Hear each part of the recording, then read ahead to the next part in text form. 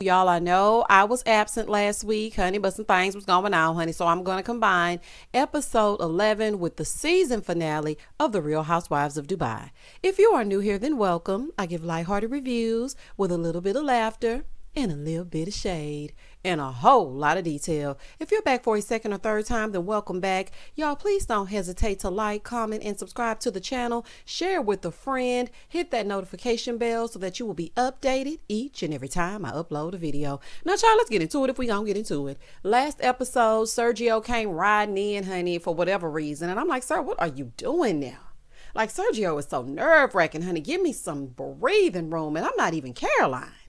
Anywho, he came to save Ayan Stanbury.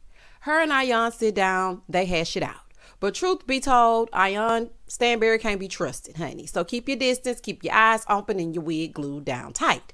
After that, Sarah takes Ayan to hypnotherapy, and then things get a little bit deep. Ayan let us know that at 5 years old, she was circumcised. They stitched up her vagina so that she was unable to have sex because they needed virgins to get married for money for their dowry. Now, when I heard this, my mouth was completely opened. I had never heard anything like that.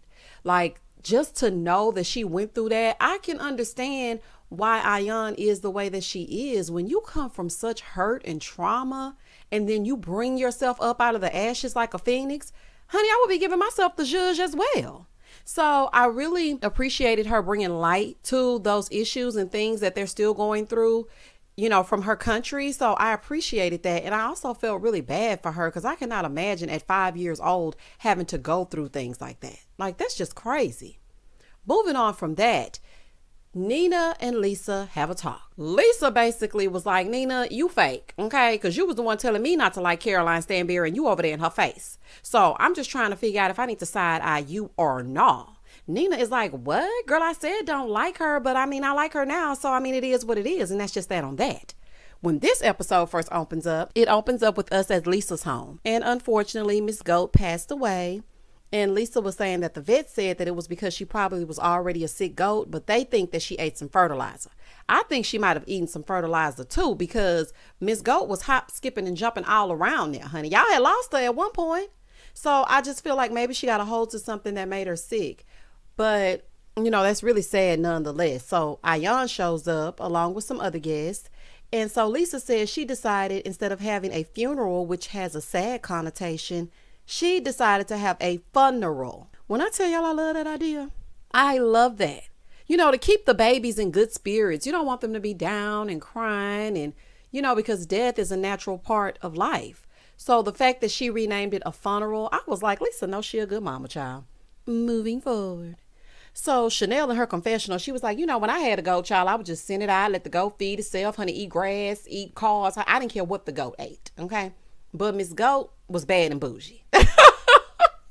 She said Miss Goat was wearing Dior, Gucci, Louis, Prada. Baby Lesa said only the finest, honey, for any extension of my family. I know that's right, y'all.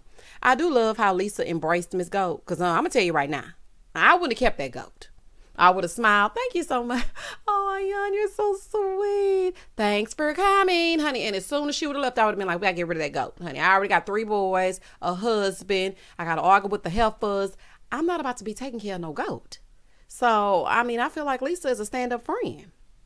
So they go over to sit down and talk, right? And so Lesa is telling her how she and Nina had a conversation after the cooking class last episode. And she didn't like how Lesa basically was trying to get mad at her because she was the one that told her, don't be friends with Caroline. So she was like, you know, I don't want to have an issue with Nina. I really don't. So Ayan goes, well, I say just be careful because I really don't know who she has been these past few weeks. I really don't know.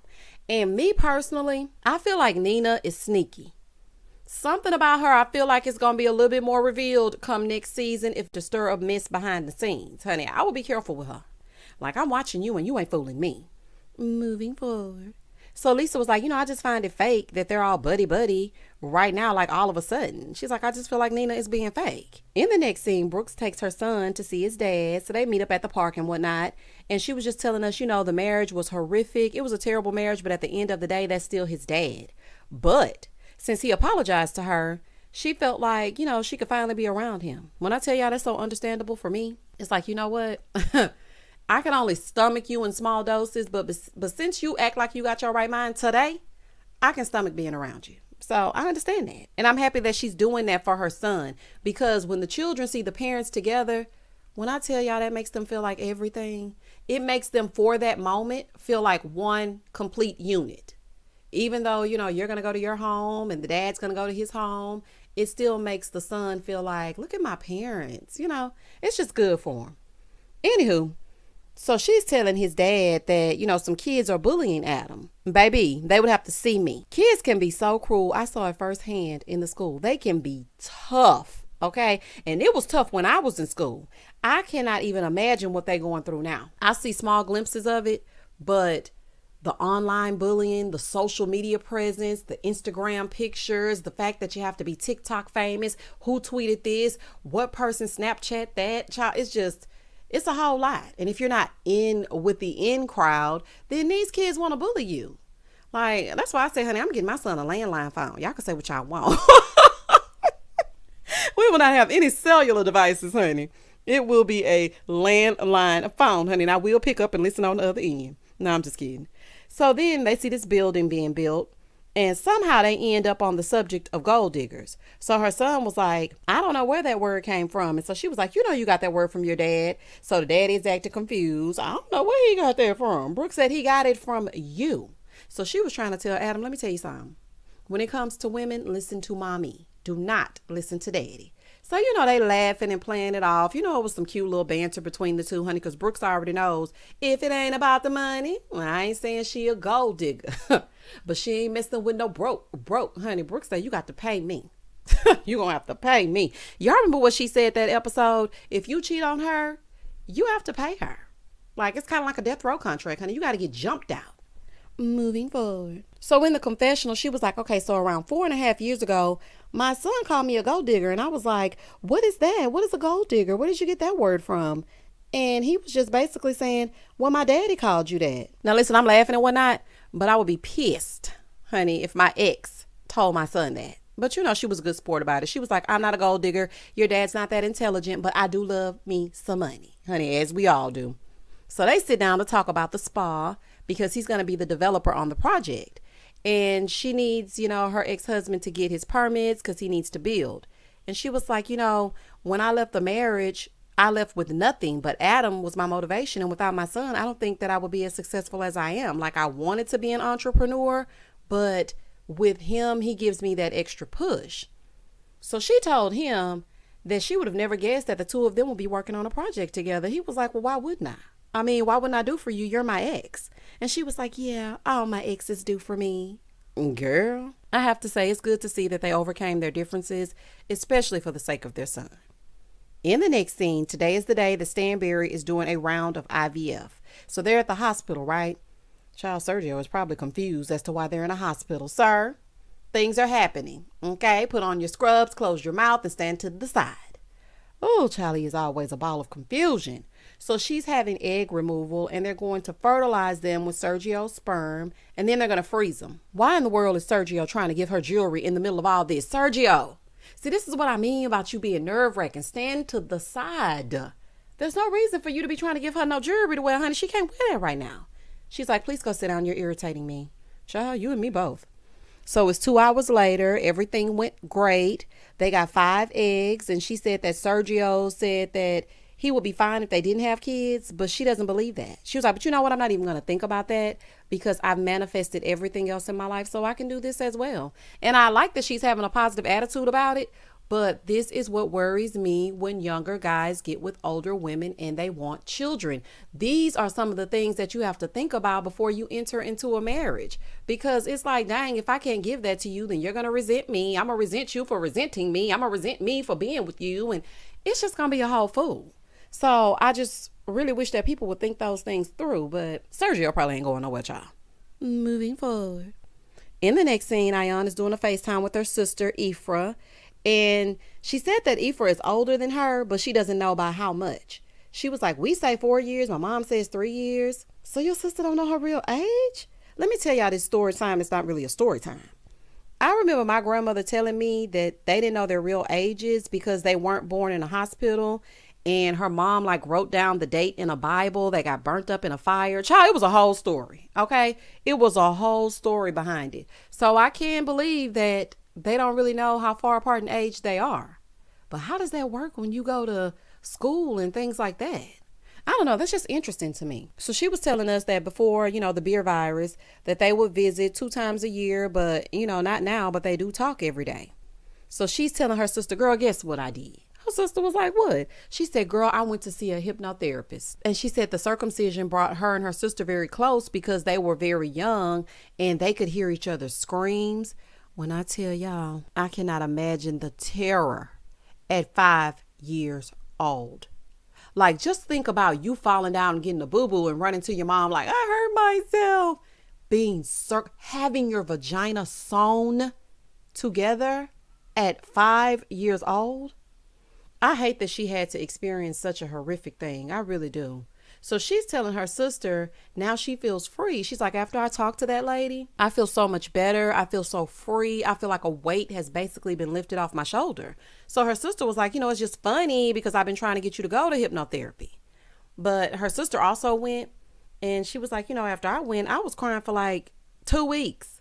I was crying. I had to forgive myself. I had to forgive what happened to me because we were just so young and our innocence was stolen from us. Just listening to this makes me want to cry for them. It really does. Ayan was like, I just love my country, but I don't agree with what they do at all. And I don't feel like girls should be going through that. They shouldn't. So Ayan said when she thinks of a hero, it will be her sister. I love it. I love their sisterly bond. I like them being there for each other even now. Because going through something like that could really do something mentally to a person. Like, I can't imagine going through what they went through alone. Ayan, I just want to say that y'all are truly survivors. And I pray that this is the end of those practices. Because to be honest, it's I can't even put it into words how gut-wrenching that is just to hear that. In the next scene, they're going to visit Rack and Sarah is hosting. So the ladies start to arrive, right? Nina arrives first, then Stanbury and Brooks. So in the car on the way there, Brooks was being messy, saying Ayan called her and asked if she was at Stanbury's house and asked what Stanbury had to say. She was like, I told her nothing. Brooks so fake. Ma'am, it's clear your team Stanbury, and I'm sure she could care less. Okay? I'm sure Stanbury don't really care either way, honey. She's just trying to find somebody not to argue with. Anyway, so Lesa and Ayan, they arrive, and Nina's like, I'm a little bit apprehensive about seeing her since that talk. And she's like, my friendship has made me the enemy since I'm friends with Stanbury. I don't think she looks at you as an enemy. I mean, she watching you, but an enemy? That's a strong choice of words. See, that's what I'm saying. Trying to stir the pot on the slick. Girl, anybody called you no enemy. So they get on this cart because it's time for them to go to the house or whatever. And Brooks is acting like a wild woman, honey, after her bottle of wine. Ma'am, you about to throw up on this ride. You might want to hold off on the wine, honey. Every episode, Brooks is tipsy. So they arrive at the villa, right? They sit down to eat lunch. Child, I hope Nina has her fries because I would hate for her to disrespect this staff, child. I can't stand hear her ask for them fries. So Sarah is telling them that there's rules. She's like, listen, I don't want y'all to talk about what you do, how you do it, what you have, how you have. I don't care. All I care about is the richness in your heart. Basically, don't get in here and get to fussing, okay? This ain't what you want. That's what she's trying to tell the helpers. Don't do it. Don't do it. So then Sarah is like, well, Ayan, did you tell them about what we did? Why does she need to share that with everyone? I was confused on that. Like, I didn't like how she just brought that out in front of everybody. What if she didn't want to talk about it at that moment? Like, why are we talking about it? I don't know. I be feeling like Sarah wants credit for things. And I feel like she wants the credit for Ayan going to hypnotherapy. Like, why are we talking about this right here, right now? So Ayan is telling them that, Sarah was right and she suggested hypnotherapy and she went through circumcision, which was very painful. And the therapy helped her, let go of the pain. So in the confessional, Lesa was just like, Ayan is one of the most amazing women that I know. And I am very, very proud of her. Girl, especially after going through something like that. So Brooks goes, you're one of the most non-judgmental people I know. Like, if this is what it's like being an Emirati, then I want to be one. Girl, weren't you just going off about her being judgmental when it came to your parenting? Brooks, what is wrong with you? Girl, So Stansbury is like, you can open your eyes at some point. Okay, Brooks? Some point. Child, she always with the heavy lids. Child, she gonna keep a heavy lid if she don't do nothing else. So Brooks is telling Sarah, that she's looked at her and told her she's beautiful when she felt like her life was worth nothing. So, they were all comforting her and, just letting Brooks know, ma'am, your life is definitely worth it. And Brooks, I'm speaking directly to you, honey. This reality show stuff aside, because, I know y'all have to produce a show and it has to be a villain. It has to be this, honey. It's a whole bunch of typecasting going on. But your life is definitely worth something. Okay? And it's definitely worth being here, not only for you, but for your kid. So she was like, I just really thank Sarah for being there for me and saying those things to me. And she said she truly thinks that Sarah wants what's best for her. So they're on their way to dinner, right? They're all dressed in these jalabias. I think that's how you pronounce it. Jalabias. It's traditional for Sarah's culture and it's to celebrate with vibrant colors. Those things were so pretty. I was like, oh, I want one. Child, shout out to them. So Sarah is telling them that they're going to be taking camels there. When I tell y'all I would have hitchhiked, honey, I would have walked, honey, I would have went all the way through that desert in my Giuseppe's, honey. I would be scared as hell. I'm not getting on no camel. I don't care about the experience of it all. I'm not getting on no camel. It ain't gonna be able to happen. So she has Lesa and Stanbury on one camel. Child, Stanbury looking down at her phone. Girl, you better put your phone down, honey, and put your head up because these camels are nuck if you buck. So she was like, yeah, I heard about the mess with Nina, and I just feel like Lesa should just get over it. I personally wouldn't care. Just don't put me in no mess. I wouldn't care who Nina is friends with. Now, I do know that Nina and Lesa had a very close friendship before she became close with Stanbury. And, Lesa don't really see it for Stanbury like that. But I wouldn't care. Be her friend. Girl, gone, honey. That shows who you really are. So the camel is trying to throw Brooks and Ayan off of it. And so Brooks going to say, she's too on me. I want my own privacy. Girl, what? Child, the things that Brooks says, honey. Not you want your own privacy on this 2-hump camel. Girl, goodbye. So Nina's like, yeah, I just feel like, me and Sarah have positive energy and animals can read your energy. So our ride was smooth. Girl, anywho. So they finally arrive. The Emirati tribe, they welcomed them. And I loved this part of the episode because I like experiencing new cultures. So even just seeing it through the screen, one thing Sarah gonna do for us, honey, throughout this whole entire season is she's going to give us some cultural background. That's what her scenes are gonna be about. They might not be about the foolishness, but we're gonna get an Instagram quote and we are going to get some cultural history. I'm just saying. She gonna do it if she don't do nothing else. So Sarah was like, when they put the food down, she was telling them that they needed to eat with their hands. After that camel? Oh, no, ma'am. So Stanbury was like, listen, I like embracing most things culturally, but I'm never going to get used to that. So I'm just going to use me a fork and a knife. Now, I don't mind using my hands when they're clean hands. Not these dirty, fresh off the camel hands, honey. And I don't see not a lick of hand sanitizer or nothing. Oh, it's just giving disgusting. So before they dig in, Sarah was like, are we all okay with each other? And Brooks was like, yeah, I'm finally fine with everybody. So Lesa said, I'm okay. So Sarah was like, oh, so you're okay. Well, there's a wall up between you and Stanbury. Y'all can't see Sarah low-key messy? Because why we need to talk about that right now? But I know we get on Housewives shows and get to eating some food and get to fussing. So here we are. So Lesa was like, no, it's okay. Everybody can't be best friends. I know that's right. So Stansbury is like, well, I don't have an issue with her. Lesa said, oh. Well, that ain't what I heard, because I heard that you do have an issue with me. Calling around asking what I do, what my husband does. So, of course, Stanbury denied it. She's like, yeah, you called Nina, Brooks. You called everybody trying to ask questions about me. They can't tell you anything about me. If you want to know something about me, ask me. So then all of a sudden, she was like, I don't call around to ask specific questions about you. Like, no. This is my thing. Why are you concerned with what she does and how she gets her money? You know what? It really irks me that people always are wondering how black people get to live their lifestyles, how they get their money. Did you ask Nina that? Did you ask Sarah? Like, why are you worried about what she does? She clearly stated that she's the owner of Mina Rowe. What else do you need to know? Ugh. And you didn't ask Nina, but she said her husband was dirt poor when they met. Why don't you ask her how they're affording $5 million license plates? Girl, She's like, well, I also see that you blocked me on Instagram. So Caroline was like, well, I don't follow everyone. Lisa said, no, you were following me, okay, and everything else. She's like, yeah, I just decided that I just didn't want any negative energy. Lisa was like, me? Negative? She was like, yeah, in the moment you were negative. Okay, so it went from I don't follow everybody to I didn't want any negative energy. Just own it. Just say, yeah, I blocked you and what else is going on? Like, just own that you blocked her. But I wouldn't care, truth be told, honey. I wouldn't want to see her and her toy boy anyway. So it's probably for the best. So then the fire twirlers come out and Brooks was like, this was so funny to me. The peanut gallery behind this was just hilarious. So Brooks was like, well, hold on, because my hair is flammable. Here go Ayan. Brooks' hair is synthetic. She said, girl, I know you in line. Don't ever try me with your Party City wig. You got that wig from Michael's. She said, Ayan got her wig from Michael's.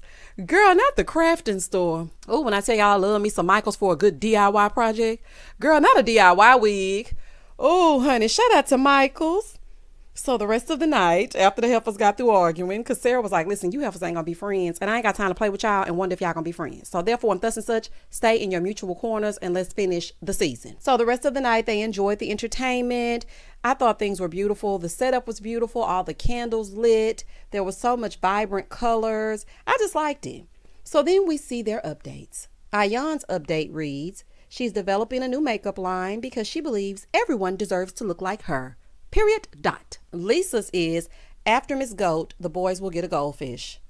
Wah, wah, wah. Y'all couldn't think of nothing else? What is Nina Rowe doing? Like, why y'all playing with Lisa like that? Nina's was, her dream home is almost complete. Her favorite feature is the air fryer for the French fries. Okay. Sarah's is working on helping her son become a comedian.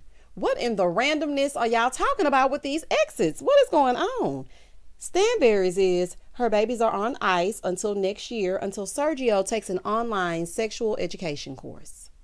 Okay, that makes sense, child. Brooks, hers is she's preparing for her spa's grand opening and inviting those most important to her, which is her ex, honey, because he's an investor.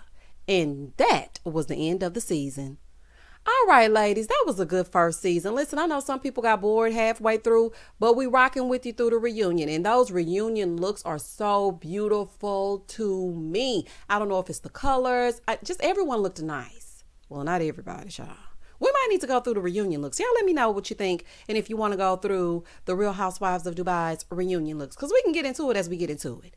Please don't hesitate to like, comment, and subscribe to the channel. And as always, stay safe, stay blessed, spread love, not germs. Peace.